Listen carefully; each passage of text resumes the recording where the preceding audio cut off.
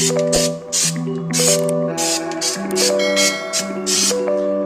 today's video, we're getting coated. Coated and undercoating.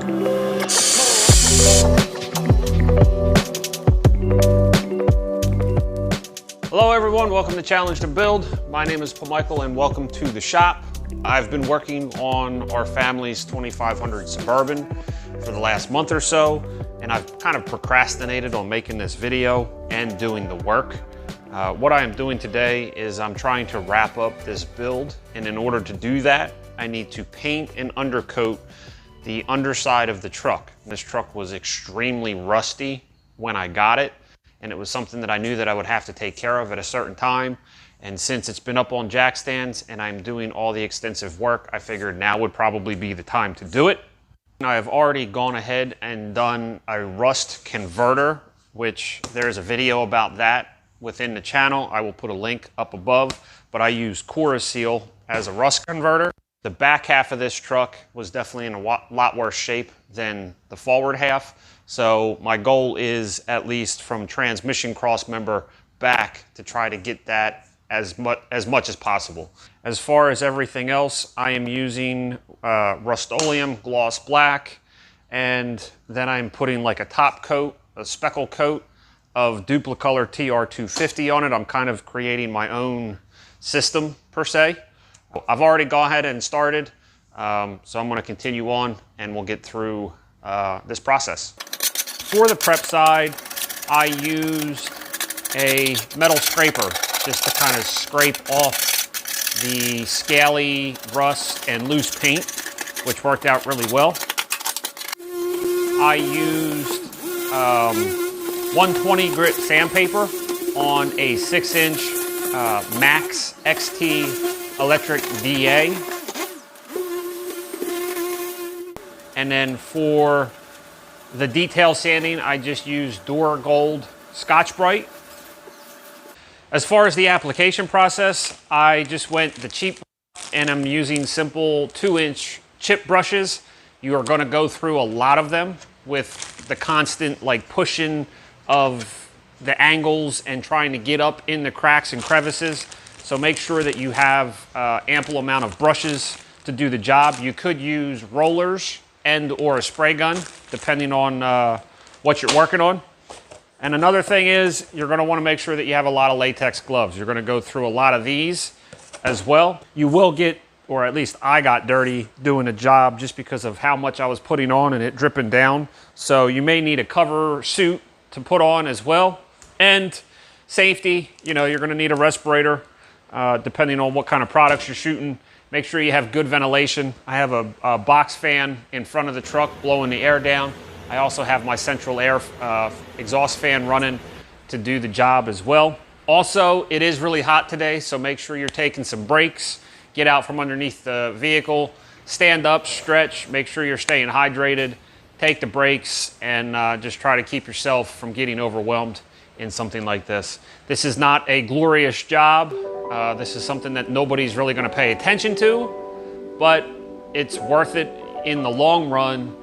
When you're doing a job like this, the attention to detail makes it all that much worthwhile. It's been forever since I used really any Rustoleum products, and this stuff, it feels like you're painting road tar, so I am just kind of applying it as evenly as possible and basically treating it as road tar. This stuff is extremely thick.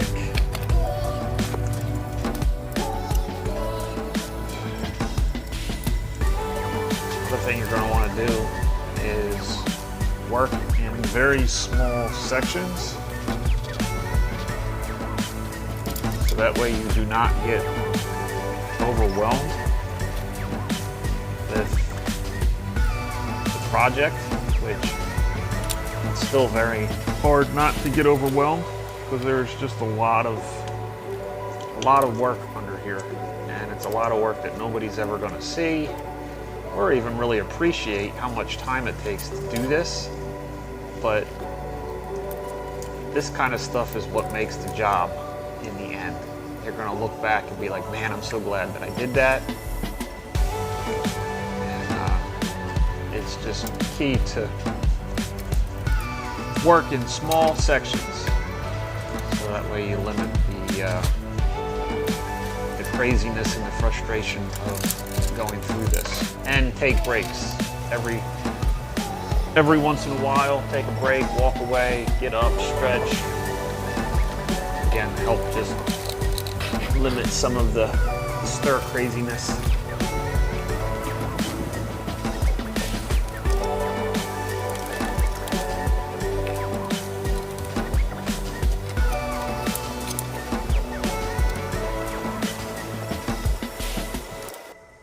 And now that the paint is tacked up, what I'm going to do is apply TR250 Duplicolor over top and create kind of my own custom speckle coat over the gloss to kind of help kill some of the gloss and finish up the undercoating, finally.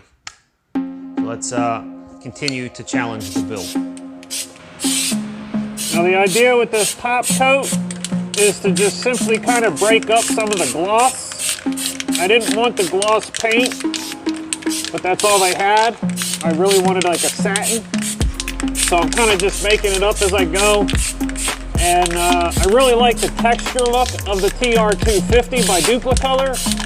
So I painted it for the protection, and then I'm just simply putting like a speckle coat over top of it with the Duplicolor. And it actually looks pretty good. The speckle kind of almost looks like a metallic, with the gloss coming through on the base coat, and then the speckle gives it a little bit of shine. So it actually looks really nice. I like it. I would definitely do it again. So it's basically just a far distance spray and just letting the misting from the can come out and put like a little texture on everything.